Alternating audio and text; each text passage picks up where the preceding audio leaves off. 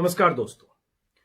आज सुबह किसी वेबसाइट पर मैंने यूएई की रॉयल परिवार के सदस्य प्रिंसेज हिंद अल कसीमी का एक बयान पढ़ा। 2-3 बयान था और वो बयान भारतीयों को लेकर इतना तल्ख था कि मैं थोड़ा सोचने लगा कि ऐसा कुछ क्या हो गया कि इतनी तल्खी इस प्रिंसेज के बयान में है भारतीयों को लेकर, और जिसमें वहां रहने वाले भारतीयों की रोजी रोटी का हवाला दे रही हैं, जिसमें वो कह रही हैं कि आप इस जमीन पर रहकर यहां रोजी रोटी कमाते हैं, यहां फ्री में काम नहीं करते हैं, इसलिए आप जो कुछ बोल रहे हैं या ऐसा अगर कुछ कह रहे हैं तो हम किसी भी सूरत में बर्दाश्त नहीं करेंगे। तो मुझे लगा ऐसा क्या हुआ। थोड़ी बहुत जानकारी मुझे छिटपुट थी, लेकिन ये बहुत तल्ख बयान मैंने देखा। हालांकि बाद में पता चला ये बयान 5 दिन पहले का है, 16 अप्रैल का बयान है।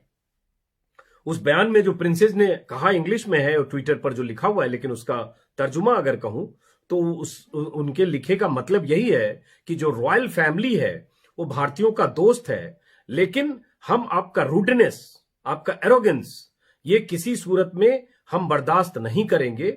सभी एम्प्लॉय जो यहां आते हैं वो काम करने के बदले पैसे लेते हैं, कोई यहां फ्री में नहीं आता। आप यहां ब्रेड एंड बटर अर्न करते हैं, you make your bread and butter from this land. आप यहां रहकर अपनी रोजी रोटी कमाते हैं, फिर भी आप हमारी जमीन से, हमारी सरजमी से नफरत करते हैं, घृणा करते हैं, रिडिक्यूल करते हैं। ये किसी सूरत में बर्दाश्त नहीं किया जाएगा। ये पढ़कर मुझे लगा कि बात इतनी बढ़ गई क्या कि प्रिंसेज को ऐसा लिखना पड़ा। तो फिर मैं इस प्रिंसेज के कई बयान देखे मैंने। उस बयान में मुझे यह भी दिखा कि उन्होंने गांधी का हवाला दिया है। गांधी का हवाला देकर यह कहा है कि एक गांधी थे जो हिंदू मुस्लिम सिख ईसाई की बात करते थे। उन्होंने अपने ट्विटर हैंडल पर गांधी के कोट लगाए हैं जो उनके गांधी के संदर्भों में कई बार इस्तेमाल होता है। फिर मेरी जिज्ञासा, क्यूरियोसिटी बढ़ती गई और उसके बाद मैं वहां के कई अखबार खंगालने लगा, गल्फ न्यूज, खलीज टाइम्स, अल जजीरा और भी कई अखबार लोकल में खंगालने लगा। और उसके बाद जो मुझे जानकारियां मिली वो बहुत हैरान करने वाली है और परेशान करने वाली है, और आप सबके लिए परेशान करने वाली होनी चाहिए। लेकिन पहले इस प्रिंसेज के बारे में और बताऊं, उससे पहले बता दूं कि दरअसल हुआ क्या है। वहां हाल के दिनों में, बीते 20-25 दिनों में खास तौर से करीब आधे दर्जन लोगों की जानकारी है, ज्यादा भी हो सकते हैं, आधे दर्जन लोगों को इस्लाम और मुस्लिम विरोधी बयानों के लिए ट्विटर और फेसबुक पर बयान देने की वजह से या सोशल मीडिया पर नौकरी से निकाला गया। वो बयान किस किस तरह के वो भी बता दूं, कौन लोग हैं वो भी बता दें, फिर आगे की बात। अब कोई मिस्टर बालकृष्ण है जिन्हें नौकरी से वहां निकाला गया, जो डेटा सोल्यूशन कंपनी में काम करता था। उसके जो भी सोशल मीडिया प्लेटफॉर्म था, लिंक्डइन और ट्विटर, उस सब पर वो लिख रहा था कि मुस्लिम और इस्लाम के खिलाफ नफरत फैलाने वाली पोस्ट लिख रहा था, उसको निकाल दिया गया। हैदराबाद का रहने वाला एक शख्स यूएई की एक कंपनी में अकाउंटेंट था, कृष्णा नक्का उसका नाम था। उसने ऐसी पोस्ट शेयर की थी जिससे मुस्लिम जानबूझकर कोरोना फैला रहे हैं ये संदेश जाए। एक शख्स वहां मितेश यू नाम के हैं, अबू धाबी की कंपनी में फाइनेंशियल मैनेजर थे। उन्हें इसलिए निकाल दिया गया क्योंकि उन्होंने फेसबुक पोस्ट पर इमेज ग्राफिक्स इमेज के जरिए ऐसा पोस्ट किया था जिसमें यह कहने का मकसद था कि जो जिहादी कोरोना वायरस वाले जिहादी होते हैं वो सुसाइड बॉम्बर से ज्यादा खतरनाक हैं। सुसाइड बॉम्बर तो आत्मघाती दस्ता बनकर, आत्मघाती बम बनकर 20 लोगों की जान ले सकता है, लेकिन ये जो जिहादी कोरोना वायरस वाले बॉम्बर हैं ये 2000 लोगों की जान हर एक आदमी लेगा। ये उसने लिखा, उसको भी वहां से नौकरी से हाथ धोनी पड़ी। ये इन सब के बीच एक वहां और शख्स चर्चा में है पिछले 15-20 दिनों से। उस शख्स का नाम है सौरभ उपाध्याय। सौरभ उपाध्याय दुबई बेस्ड एक कंपनी में, इवेंट की कंपनी में सीईओ हैं। अब पता चला कि सौरभ उपाध्याय वहां लगातार बहुत कुख्यात हैं इस्लाम और मुस्लिम विरोधी पोस्ट लिखने के लिए। ट्विटर पर बहुत सक्रिय हैं, कई भारतीय पत्रकारों को भी जवाब देते हैं उसी ट्रोल वाली भाषा में। तो सौरभ उपाध्याय साहब वहां लगातार जो बयान दे रहे थे, खासतौर से इधर तबलीगी जमात वाले मुद्दे के बाद ज्यादा, उसके पहले सीए और सीएबी में, लेकिन हाल में जो उन्होंने बयान नहीं दिया, ट्विटर पर जो लिखा, उसमें सौरभ उपाध्याय ने एक पोस्ट में यह लिखा मुसलमानों की आलोचना करते हुए कि ये रेडिकल इस्लामिस्ट टेररिस्ट है, रेडिकल इस्लामिस्ट टेररिस्ट है, इन सब पर नजर रखनी चाहिए क्योंकि ये हिंसा को बढ़ावा देते हैं। ये सौरभ उपाध्याय ने लिखा, मैं उनका ट्वीट मेरे सामने है, हालांकि वो सारा पोस्ट डिलीट हो गया। ये उन्होंने लिखा। उसके बाद उन्होंने फिर ये भी लिखा कि एक सेकेंड, उन्होंने सौरभ के कई पोस्ट हैं एक्चुअली, और हर पोस्ट में नफरत की इंतहा है मुस्लिम के बारे में, मुस्लिम धर्म के बारे में। और उन्होंने एक पोस्ट में, एक सेकेंड होल्ड करिएगा आप, उन्होंने एक पोस्ट में यह भी लिखा, what's with peaceful people and spitting, new form of जिहाद कस्टम मेड फॉर 2020।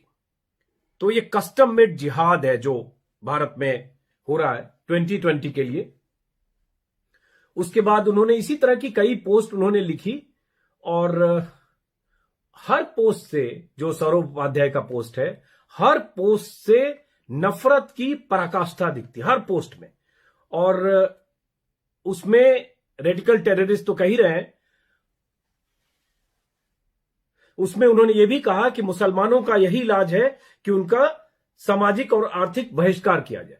तो ये सब जब पोस्ट लिख रहे थे वो, और उसकी वजह से सौरभ उपाध्याय के खिलाफ वहां माहौल भी बन रहा था। बहुत सारे लोग जो अथॉरिटीज हैं यूएई की, उनको टैग कर रहे थे, वहां के अखबारों में खबर छप रही थी, और वो लगातार उसके बाद भी बमबारी कर रहे थे, कहीं पीछे नहीं हट रहे थे। तो ये जो यूएई की प्रिंसेज हैं, ये इन्होंने जवाब सौरभ उपाध्याय को ही दिया है। और जब सौरभ उपाध्याय ने एक पोस्ट में शायद ये भी लिखा, शायद ने लिखा, जब कुछ लोगों को हटाया गया जिनका जिक्र कर रहा हूं, तो उन्होंने ये भी लिखा कि कैसे यहां लोगों को हटाया जा रहा है, दुबई के बनने में हम सब लोगों की भूमिका है, भारतीयों की बहुत भूमिका है। उसी पर इस प्रिंसेस ने लिखा है कि जो लोग यहां आते हैं, ब्रेड बटर यहां उनको मिलता है, नौकरी के लिए आते हैं, पैसे के लिए आते हैं, फ्री में काम नहीं करते हैं। और उसके बाद यही सब तलाश करते करते मुझे एक वीडियो दिख गया, जो कल रात शायद एनडीटीवी के एक इंटरव्यू में उस प्रिंसेस ने 4 मिनट का एक वीडियो है, एक इंग्लिश में इंटरव्यू दिया है। उस इंटरव्यू को सुना, उसका तर्जुमा भी बता रहा हूं। उससे वहां के जो रॉयल फैमिली है उसमें क्या खलबली मची है, और इसके साथ वहां के मुस्लिम जो इंटेलेक्चुअल्स हैं या जो भी वहां की मुस्लिम जमात है उसमें क्या फर्क पड़ रहा है, वो जानना जरूरी है। प्रिंसेस ने उसमें बोला है एनडीटीवी के इंटरव्यू में कि दुनिया के जिन 5 देशों के साथ हम ट्रेड करते हैं, जिनसे हमारे बेहतर रिश्ते हैं, भारत उनमें से एक है। भारत को हम बहुत अपने करीब मानते हैं। जिस तरह से इंडियन लोग हमारे धर्म को लेकर अब भद्दे कमेंट कर रहे हैं, मैं बहुत दुखी हूं, और बहुत दुखी होकर बोल भी रही हैं वो। मैंने भारतीयों से ऐसा पहले कभी नहीं सुना था। हमारे 1400 साल पुराने धर्म को लेकर मजाक बना रहे हैं, क्योंकि सौरभ भारद्वाज ने 1400 साल पुराने इस्लाम का हवाला देकर किसी जानवर से भी तुलना की थी। भारतीय सिर्फ लेबर क्लास के लोग नहीं हैं, हर फील्ड में हैं। भारत से हम दोस्ती को पसंद करते हैं, भारत हमारे परिवार की तरह है। लेकिन मुझे दुख हुआ जब कोई भारतीय ऐसे लिख रहा है, हमारा देश नफरत को सहन नहीं करेगा। ये प्रिंसेस बोल रही हैं। जिस एरोगेंस के साथ हमारे मजहब के बारे में लिखा जा रहा था, उसे हम किसी सूरत में सहन नहीं करेंगे। ये साफ साफ प्रिंसेस की चेतावनी है। और साथ में अपने ट्विटर हैंडल पर उस प्रिंसेस ने यूएई में 34 लाख भारतीय रहते हैं, वहां काम धंधे में लगे हुए हैं। किसी का अपना रोजगार है, कोई बिजनेस करता है, कोई कुछ करता है। बहुत सारे, शाहरुख खान के भी वहां बंगले हैं। बहुत सारे लोग अलग अलग भूमिकाओं में होंगे। तो उन्होंने एक डेटा लिख दिया है कि 34 लाख भारतीय यूएई में रहते हैं। वो एक संकेत है कहने के लिए। अब समझिए इसका क्या मतलब हुआ कि अगर वहां भारत के लोग जो हिंदू लोग हैं, उनमें भी वही प्रवृत्ति कट्टरपन की है जैसे यहां हजारों लाखों लोगों में है जो ट्रोल करते हैं, वो वहां अगर बैठकर मुस्लिम के बारे में, इस्लाम के बारे में उनको टेररिस्ट लिख रहे हैं, रेडिकल टेररिस्ट लिख रहे हैं, उनके बाइकआउट की बात कर, वहां रह रहे हैं, वहीं की मिट्टी, वहीं की सरजमी पर रहकर कमा रहे हैं, लेकिन आप लिख रहे हैं कि मुस्लिम का सोशल, पॉलिटिकल और इकोनॉमिक बाइकआउट करो। तो क्या नतीजा है आप ये देखिए। और ये नतीजा अगर इसी दिशा में आगे बढ़ा तो क्या हो सकता है, उसको फिर बताने के लिए आप सबको पता होगा कि तेजस्वी सूर्या का एक ट्विटर का एक 5 साल पुराना बयान भी अभी चर्चा में आया। 2015 का बयान ने ट्विटर पे उन्होंने लिखा था, जिसमें अरब की महिलाओं के लिए उन्होंने कुछ बहुत ही एडवर्स कमेंट था। हालांकि वो कमेंट तारिक फतेह के हवाले से था। तारिक फतेह ने एक इंटरव्यू में कहा था, लेकिन ट्विटर पर तेजस्वी ने तारिक फतेह का नाम देकर उसको अगर ट्वीट किया तो मतलब इंडोर्स करना होता है। तेजस्वी के उस ट्वीट में जो तारिक फतेह के हवाले से था कि 95% Arab women have never had an orgasm in the last few 100 years. Every mother has produced kids as act of sex, not love. ये उन्होंने लिख दिया कि 95% जो अरब महिलाएं मां बनती हैं वो एक्ट ऑफ सेक्स की वजह से बनती हैं। अब इस तरह का ट्विटर पर लिखना और उसके बाद प्रतिक्रिया इसकी भी हुई। प्रतिक्रिया ये तक हुई कि वहां बहुत सारे लोग जो मिडिल ईस्ट के हैं, अरब कंट्रीज के हैं, वो तेजस्वी के खिलाफ कैंपेन चलाने लगे। वहां ये भी होने लगा कि सेंड हिंदुत्व बैक होम करके एक हैशटैग होने लगा, ट्रेंड कराया जाने लगा, जिसमें वो कुछ लोग ऐसा लिखने लगे कि जो यहां मिलिटेंट हिंदूज हैं who are working in the GCC and spreading hate against Islam, Muslims, or our beloved Prophet Muhammad under this hashtag send Hindutva back home। तो ये लिखने लगे कि इन सबको वापस भेजो। कुछ लोगों ने प्रधानमंत्री को टैग भी किया तेजस्वी को लेकर कि क्या इनकी सदस्यता नहीं खत्म होनी चाहिए अगर ये अरब महिलाओं को लेकर ऐसा लिखते हैं। और इन सब के बीच क्या हुआ, परसों प्रधानमंत्री ने एक बयान दिया जिस पर एक वीडियो मैं पहले बना चुका हूं, जिसमें प्रधानमंत्री ने कहा कि कोरोना सरहद, नस्ल, जाति, धर्म और ये सब कोई भी चीज देखकर नहीं आता है, किसी को गिरफ्त नहीं बनाता है, इसलिए हम भाईचारे के साथ हम कोरोना का मुकाबला करें। और प्रधानमंत्री के इस ट्विटर पर जो उन्होंने कहा उसके तुरंत बाद जो हमारे भारत के एम्बेसडर हैं यूएई में, पवन कपूर, उन्होंने भी कल शाम वहां एक अपने ट्विटर पर कल देर रात या कल शाम उन्होंने ट्विटर पर लिखा कि India and UAE share the value of non discrimination on any ground. Discrimination is against our moral fabric and the rule of law. Indian nationals in the UAE should always remember this. उन्होंने भी कह दिया कि जो UAE में Indian national हैं वो मान लें कि हम किसी भी तरह की डिस्क्रिमिनेशन के खिलाफ हैं और ये हमारे मोरल फैब्रिक के खिलाफ है। ये सारी बात चली कहां से? ये चली सौरभ उपाध्याय और बाकी लोगों के कारनामों की वजह से। उसके बाद हुआ जब 16 तारीख को जब प्रिंसेस जो हैं उन्होंने ट्वीट किया और बहुत सख्ती और तल्खी से कह दिया। उसके बाद मैं मानता हूं कि कहीं ना कहीं वही इंटरनेशनली वो बात यहां तक पहुंची प्रधानमंत्री तक। प्रधानमंत्री ने वो बयान दिया, उस बयान को इंडोर्स करते हुए, उसको रीट्वीट करते हुए जो हमारे एम्बेसडर हैं पवन कपूर, उन्होंने प्रधानमंत्री के बयान को रीट्वीट करके उसके बाद ये कहा। और जो प्रिंसेज हैं कसीमी, उन्होंने भी प्रधानमंत्री के बयान को रीट्वीट करते हुए अपने ट्विटर हैंडल पर लिखा। मेरा ये सब कहने का ये मतलब था कि आप अरब में रह रहे हैं, आप अरब देशों में पैसे कमा रहे हैं, लाखों रुपए की सैलरी पर भी काम कर रहे होंगे, मजदूर भी हैं, हर तरह के लोग हैं। और जो मिडिल ईस्ट और इस्लामिक कंट्रीज हैं, सऊदी अरब से लेकर Oman, Qatar, Bahrain, Kuwait, Dubai, Sharjah, जो भी मुल्क का नाम लें, ईरान, इराक, कहीं भी, इराक ईरान में कम है, इन मुल्कों के खास तौर से मिडिल ईस्ट में, वहां भारतीय बहुत हैं और अच्छी खासी तादाद में हैं। लेकिन अब जैसे यूएई का तो आंकड़ा उन्होंने ही कह दिया 32 लाख, और इसमें हिंदू बहुत हैं। यूएई का देख रहा था उसमें 6% हिंदू हैं। अब वो वहां रेगुलर रह रहे हैं, क्या हैं, नागरिक हैं, थोड़ा उसको लेकर मैं समझने की कोशिश कर रहा था, अभी जल्दबाजी में था, लेकिन बहुत बड़ी तादाद, लाखों की तादाद वहां हिंदुओं की है। तो अगर आप ऐसी हरकतें करते हैं और वहां हिंदुओं के खिलाफ आक्रोश होता है या भारतीयों के खिलाफ आक्रोश होता है, बेसिकली वो हिंदुओं के खिलाफ होगा, तो उसके बाद क्या होगा? उसके बाद अगर वहां से नौकरियां जाने लगे। उसी बीच पता चला कि वहां एक भारतीय है सज्जन, वो एस भंडारी नाम है, वहां दुबई में रहते हैं। उनके पास महाराष्ट्र का कोई मुस्लिम नौकरी मांगने के लिए उनको व्हाट्सएप किया, तो उन्होंने व्हाट्सएप पर ही मैसेज दे दिया गो टू पाकिस्तान, और उस शख्स ने दुबई में पुलिस में उनके व्हाट्सएप मैसेज को दिखाकर एफआईआर करा दिया उनके खिलाफ। अब एक शख्स भारत का है, एस भंडारी नाम है, दूसरा मान लो शमशाद है, वो भी भारत का है, वो जाता है नौकरी के लिए, मैसेज करता है, उसको कहते हैं गो टू पाकिस्तान, क्योंकि वो मुस्लिम है। और अगर आप भारतीय हैं, हिंदू हैं और मुस्लिम मुल्क में काम कर रहे हैं, अगर आपको वहां गो टू हिंदुस्तान कहा जाने लगा तो क्या होगा? तो ये जरा सोचने की जरूरत है। मुझे लगता है ये वक्त है जब हम लोग नफरतों के पेड़ को बड़ा होने ना दें, पहले से सतर्क और सचेत हो जाएं, नहीं तो अंतर्राष्ट्रीय स्तर पर इसका बहुत खामियाजा भुगतना पड़ सकता है। इसी में एक किरदार और हैं वहां जो दुबई में हैं। 20 साल से ये कपल वहां दुबई में रह रहे हैं लोग, प्रीति गिरी और उनके पति हैं अभिमन्यु गिरी। इन दोनों की जो डीपी है, उस डीपी में प्रधानमंत्री मोदी के साथ इनकी तस्वीर लगी है। अभिमन्यु गिरी के भी, ये देखिए यहां दिखेगा आपको, अभिमन्यु गिरी का है और दूसरा प्रीति गिरी का है। दोनों में प्रीति ने भी अपनी जो डीपी थी उसमें मोदी जी के साथ उनकी तस्वीर भी है, आपको शायद यहां दिख रहा होगा। अब ये जो कपल है ये भी लगातार दुबई में रहते, 20 साल से रह रहे हैं, लेकिन ये भी लगातार वहां हेट्रेड वाली ऐसी ही बातें ट्विटर पर ये लोग लिख रहे थे। इनके खिलाफ भी बहुत शिकायतें हुई और क्या लिखा जरा बता दें आपको।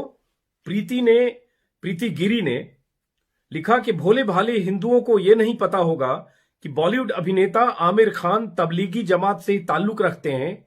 आपको बता दूं कि तबलीगी जमात सुन्नी हनफी विचारधारा के होते हैं, जिनमें 99% देवबंदी होते हैं। ये काफिर हिंदू बड़े भोले हैं, कुछ दिन बीत जाने दीजिए, इनकी फिल्मों के पीछे भागेंगे। ये प्रीति ने लिखा। ऐसा ही प्रीति ने और भी कई कमेंट किए हैं।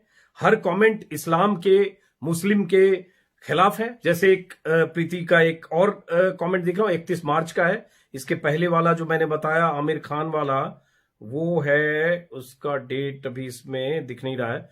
ये जो अभी बता रहा हूं ये है 31 मार्च का, जिसमें प्रीति ने लिखा कि अजमेर शरीफ दरगाह ने 500 करोड़ दिए। देखिएगा तंज है सिर्फ।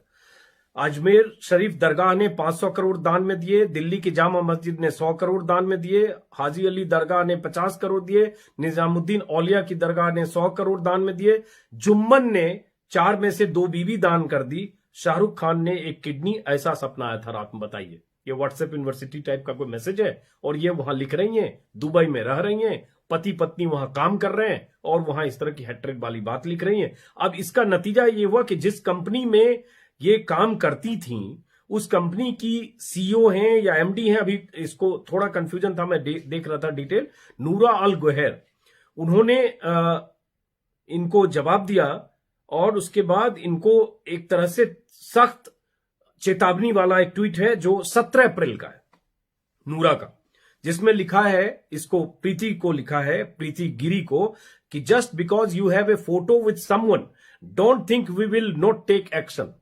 साफ साफ लिखा है कि आपके पास आपका किसी के साथ फोटो है, समवन मतलब पीएम, चूंकि पीएम के साथ फोटो है, don't think we will not take action.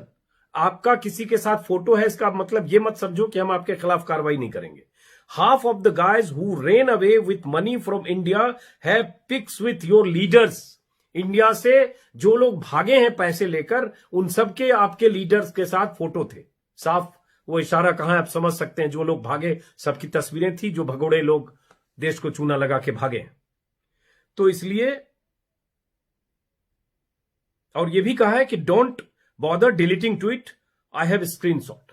और उसके बाद प्रीति ने भी अपना ट्विटर हैंडल डिलीट कर दिया या डीएक्टिवेट किया। ऐसे इनके खिलाफ इनकी कंपनी ने कार्रवाई के, जो मेरी जानकारी है, जो दिख रहा है इसके हिसाब से इनके खिलाफ भी वहां एक्शन लिया गया। हालांकि प्रीति ने बाद में सफाई वगैरह दी है, 17 अप्रैल को है ये। आई respect the UAE leadership from the core of my heart and have been always supportive to every possible cause of the country. Once again repeating, Noora, there is no slightest of such intention of any hatred. ये कह के सफाई दे रही है, लेकिन बाकी क्या आपने सुना। तो ये सब लोग वहां हैं, हमारे मुल्क के लोग हैं, वहां रह रहे हैं और वहां इस तरह की चीजें लिख रहे हैं। तो जो नफरत का बाजार यहां सजा है, उसका प्रोडक्ट वहां भी है, बाय प्रोडक्ट है जो भी है, लेकिन वहां भी है। लेकिन वहां सख्ती हो गई है। यहां तो ठीक है, आप बच जाएंगे, आपके पास ट्रोल आर्मी है बचाने के लिए, आपकी विचार के लाखों करोड़ों लोग हैं, सत्ता में बैठे लोग भी हैं, गोली मारो सालों के वाले भी हैं, तो यहां बच जाएंगे। लेकिन वहां जो होगा उसका खामियाजा और बहुत सारे लोग भुगतेंगे। ये बहुत खतरनाक है। और एक आखिरी बात, मैं तेजस्वी सूर्या के संदर्भ में, तेजस्वी सूर्या का ये बयान या इस तरह की बातें, ये इस बार तो कहा जा सकता है कि 5 साल पुराना ट्वीट है, तारिक फतेह का है, लेकिन उन्होंने अपना अगर रीट्वीट किया था, लिखा था उनके कमेंट को, इसका मतलब आपने इंडोर्स किया, तो उनके दिमाग में क्या नफरत है, चुनाव के पहले का है, इससे पता चलता है। युवा हैं, यंग हैं, लेकिन नफरतों के पुतले हैं। और उनके ऐसे बयान, कई बार इस तरह के बयान आते हैं जिससे लगता है वो एकदम नफरती शख्स हैं। लेकिन प्रधानमंत्री मोदी ने क्या कार्रवाई की? आप पीएम ने एक बयान दे दिया कि ऐसी नफरत की बातें नहीं हो कोरोना के मामले में, लेकिन क्या होता है? क्या तेजस्वी सूर्या के लिए वहां के लोग बता रहे हैं कि इनकी सदस्यता जानी चाहिए, कार्रवाई करो? कार्रवाई होती नहीं है इस देश में, नहीं होती है, इसीलिए ये हाल होता है। इसीलिए प्रज्ञा ठाकुर कुछ भी बोल देती है, गांधी के हत्यारों को वो हीरो बना देती है, गांधी को विलन बना देती है, पीएम कहते हैं दिल से कभी माफ नहीं करूंगा, और उसके बाद भी वो सांसद तो बन ही जाती है क्योंकि चुनाव लड़ रही थी, बाद में संसदीय समिति में आती है, हंगामा होता है, बाहर किया जाता है। तो मेरा ये कहना, इस पर बहुत बार बात कर चुका हूं, लेकिन इस बार बात सिर्फ इतनी है कि इन तमाम नफरत के चेहरे, नफरत के जो पुतले हैं, नफरत का जो विचार है, इन सबको कहीं न कहीं उस आपके आसपास कहीं है तो आपको सोचने की जरूरत है, ताकि देश में जो हो रहा है उसका असर देश में पड़ रहा है, और देश में जो हो रहा है उसका असर विदेश में जो आपकी धारा के, आपके विचार के लोग हैं उन पर पड़ रहा है, और उन पर पड़ रहा है तो आप भारत और विदेश के दूसरे मुल्कों से रिश्ते भी खराब होंगे, और वहां जो भारतीय हैं उनकी भी मुसीबतें बढ़ेंगी। हम इस वीडियो को यहीं खत्म करते हैं इस उम्मीद के साथ कि शायद आप एक बार विचार करेंगे। ऐसी किसी भी नफरती, ऐसा कोई भी नफरती विचार देश के लिए, देश के हित में नहीं है। और जब भी आपको लगे कि मैं जो बात कह रहा हूं, जो जानकारी आपको दे रहा हूं, उसमें कुछ आपके मतलब की बात है, तो आप हमारे इस YouTube चैनल को सब्सक्राइब करें। मैं इतना बता दूं कि चूंकि अभी लॉकडाउन है, इसलिए घर से कुछ करता हूं, सीमित संसाधन है, लेकिन जब ये खुलेगा तो कुछ नई चीज, नए कंटेंट के साथ, कुछ ऐसी चीज जो आपको सुनने और देखने में नयापन लगे, कोशिश करूंगा। नमस्कार।